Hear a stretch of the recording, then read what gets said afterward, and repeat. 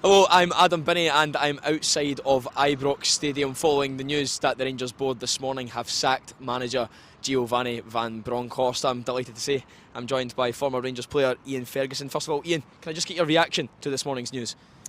Yeah, well, I mean, I suppose it's been in the offing, really. Results haven't been the best the last couple of months. I think a lot to contend with, a lot of injuries to the squad players, and again, the manager has paid the price with his job. I think the last couple of games in the league, St Johnstone and St Mirren, to lose more points and go further behind Celtic, I think everybody's came to the conclusion that it was time for a change. I respect the board's decision to do that.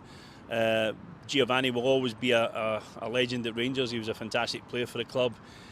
He got them to Champions League group stages for first time in a number of years. Also won a Scottish Cup at the end of the season. So good and bad things, but he's paid the ultimate price with his job today because of the results over the last couple of months.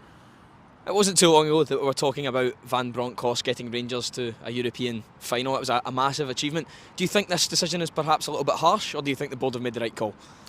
Well, I think you have to respect the board's decision. They've made the decision it's time for a change. Possibly the manager may have thought that as well, who knows.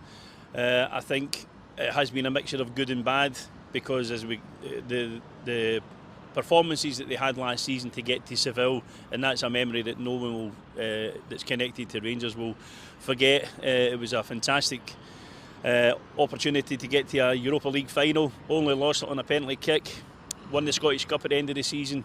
So again, mixture of good and bad. I think there's a lot to contend with injuries and stuff to major players this season. And again, I respect the board's decision and the manager's decision to move on. Just have to look for a new manager. It's been over a week since that result in Paisley. Do you think the timing of this is perhaps a little bit surprising?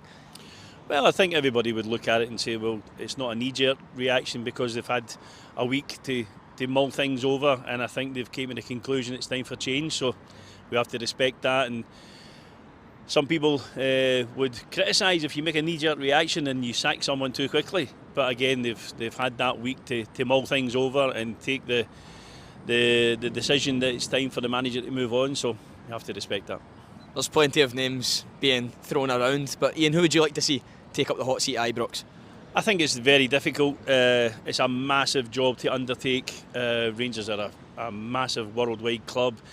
There's a lot of pressure, as we can see, with the manager losing his job today. You have to be up for the challenge. You have to know what the club's all about, the history of the club. There's a few names being mentioned in the press. Michael Beale, obviously, being a very successful coach here with Steven Gerrard. His name's been put in the frame. If he wanted it, then again, I wouldn't mind seeing him taking charge of the club. But I wouldn't hazard a guess. There'll be a lot of people would be interested in this position to be manager of Glasgow Rangers. So it'll be interesting to see whose name unfolds in the next few days.